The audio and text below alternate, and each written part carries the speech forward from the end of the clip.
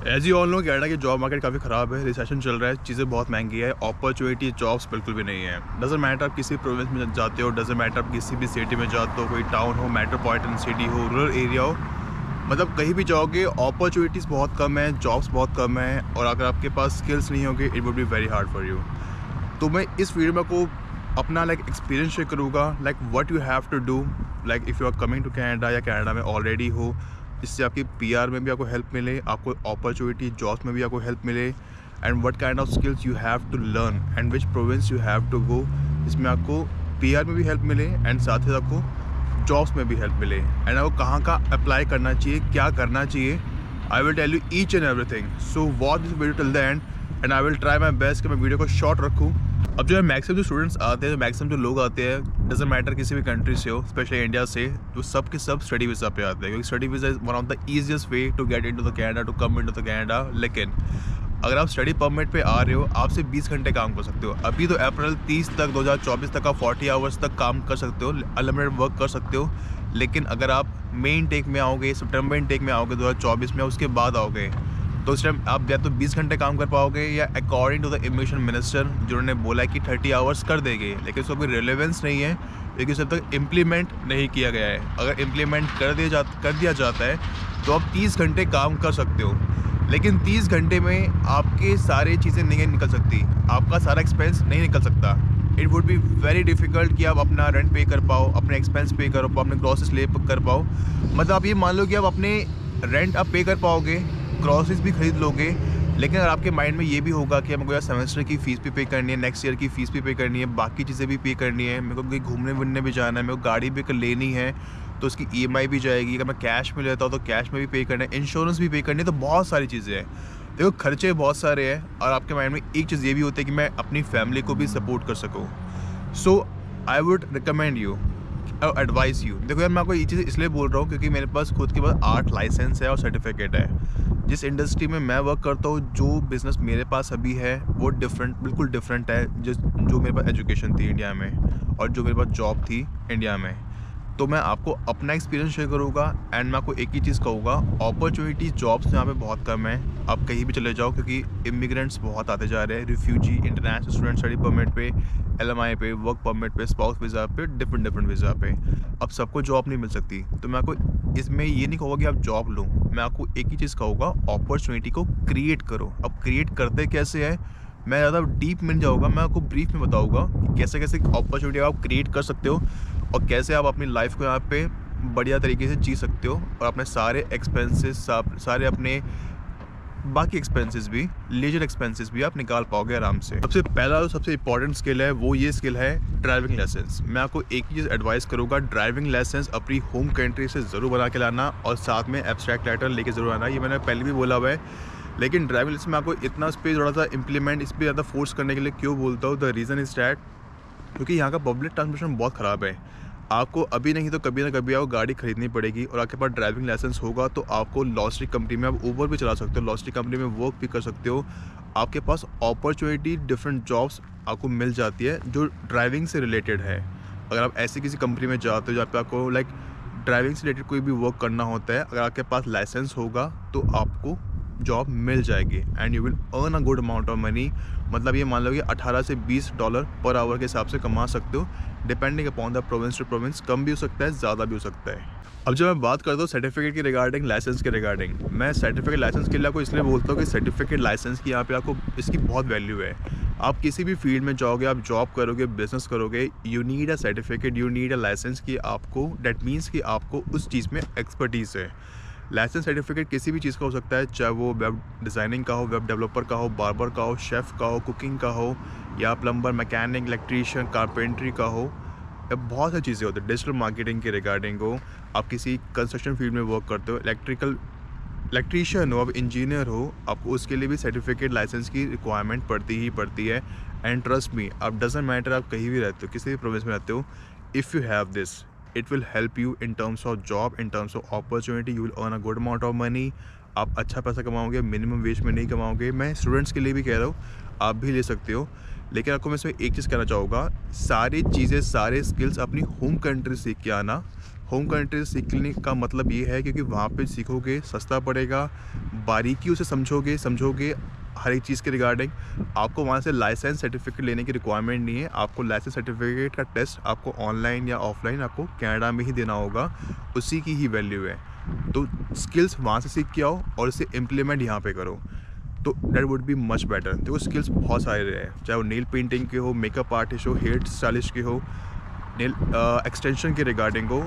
सच बताओ तो बहुत पैसा कमा लोगे, अच्छा खासा छाप लोगे, बहुत पैसा छाप लोगे, बट आपके पास ये होना चाहिए। ये दोनों के लिए है, चाहे वो मेल हो या फीमेल हो। It will help you a lot in terms of job, in terms of if you want to start your own business, that also.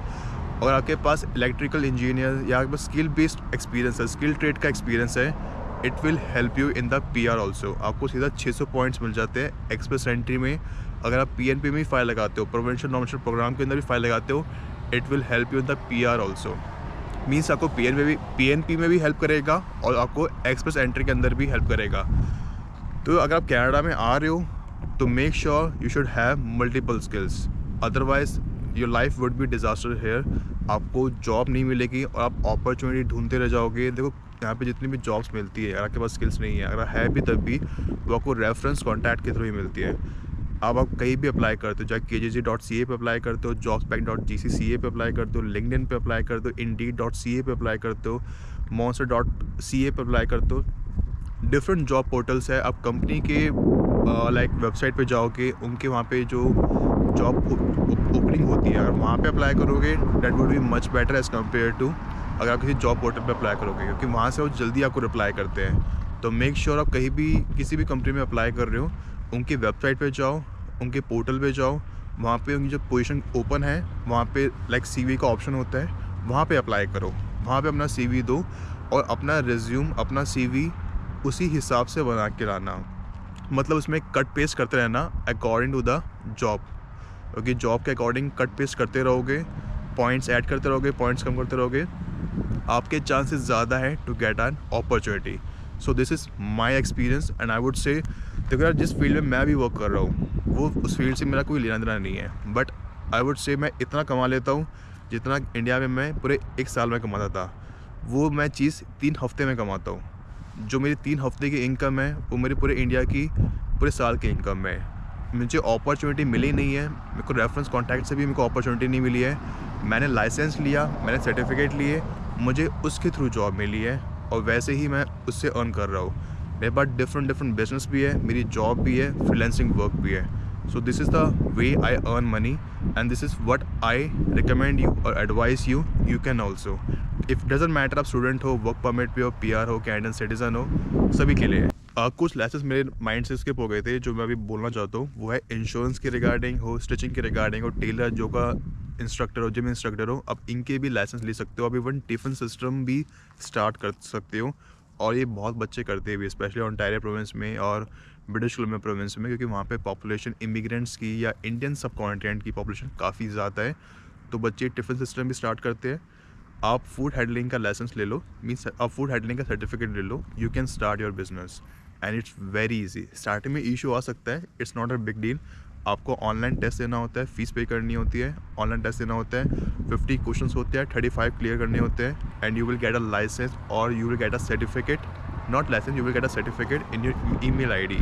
Licence के लिए अलग क्राइटेरिया होता है, उसमें आपको फ़ीस डिपॉजिट करनी होती है, आपको वहाँ पे प्रोविंशियल गवर्नमेंट से, फेडरल गवर्नमेंट से आपको वहाँ से लाइक लाइसेंस लेना पड़ता है। That's a different thing. उसके लिए आपको कैपिटल दिखानी होती है, अमाउंट दिखाना होता है, आपको वहाँ पे टेस्ट नहीं देना होता।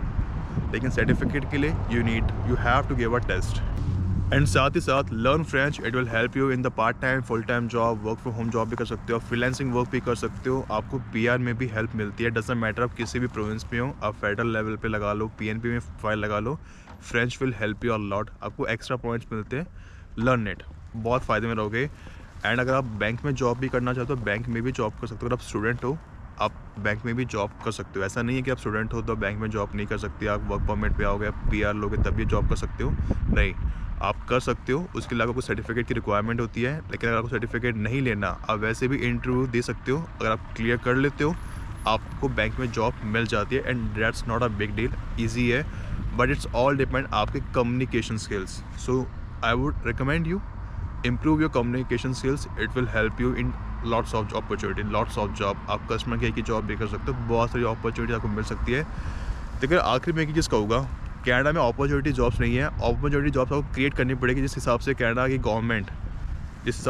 गवर्नमेंट वीज़ा बांट रही है हर किसी के, रिफ्यूजी के, स्टडी परमिट के, हर एक चीज़ के रिगार्डिंग, क्योंकि कनाडा को लोगों की ज़रूरत है, इमिग्रेंट्स की ज़रूरत है। कनाडा इमिग्रेंट्स पे एहसान नहीं कर रहा और इमिग्रेंट्स कनाडा पे एहसान नहीं कर रहे हैं। दोनों गिव एंड टेक वाली पॉलिसी है, लेकिन जॉब्स अपॉर्चुनिटी तो बिल्कुल भी नहीं है, बहुत मुश्किल से है, बहुत मुश्किल से जॉब मिलेगी। क्योंकि 6-7 मैंने ऐसे बच्चे देखे, जो स्टूडेंट्स देखे, लोग देखे जो 6-7 महीने से खा लिए, 4-5 महीने से खा लिए, तो अब इश्यूज़ बहुत सारे हैं। अपॉर्चुनिटी पैसा नहीं है और यहाँ पे खर्चे बहुत ज़्यादा है और टैक्स सिस्टम यहाँ का बहुत ही वाहियात है और चीज़ें बहुत महंगी है। और आपको कोई पॉइंट ए से पॉइंट बी जाना हो, डजेंट मैटर किसी भी चीज़ के regarding, you are totally handicapped if you don't have a vehicle. You are totally handicapped because public बस से जाओगे, सारी बस की सर्विस इतनी आराम से आपको नहीं मिलती। ऐसा नहीं कि यहाँ पे टेम्पो चल रहा है, यहाँ पे कोई रिक्शे को हाथ दिया, ऑटो दिया, वो वाला सीन नहीं है। टैक्सी भी अगर लेते हो तो भी आपको एक्सपेंसिव पड़ेगी, पैसा होगा तो एक्सपेंसिव नहीं पड़ेगी, पैसा नहीं होगा तो वुड भी मुश्किल, बाकी मुश्किल तो होगी। बाकी यार देखो, कनाडा आ रहे हो तो आओ, but make sure choose your province and city बहुत ध्यान से, क्योंकि अदरवाइज़ आपके लग एल लग जाएंगे। और आपको मैं एक ही एडवाइस करूँगा, मेक श्योर कहीं भी जाते हो रिसर्च करो हर एक चीज़ के बारे में, अपॉर्चुनिटीज़ के बारे में, जगह के बारे में, लोगों के बारे में, पब्लिक ट्रांसपोर्टेशन के बारे में, उस सिटी के बारे में, कम्युनिटीज़ के बारे में, किस तरह की अपॉर्चुनिटी से कैसे आपको पीआर मिलेगा, हर एक चीज़ के regarding. And if you need a mini session 1-to-1, आप मुझे DM कर सकते हो। यू हैव टू पे अ नॉमिनल फीस। तब तक के लिए गुड बाय।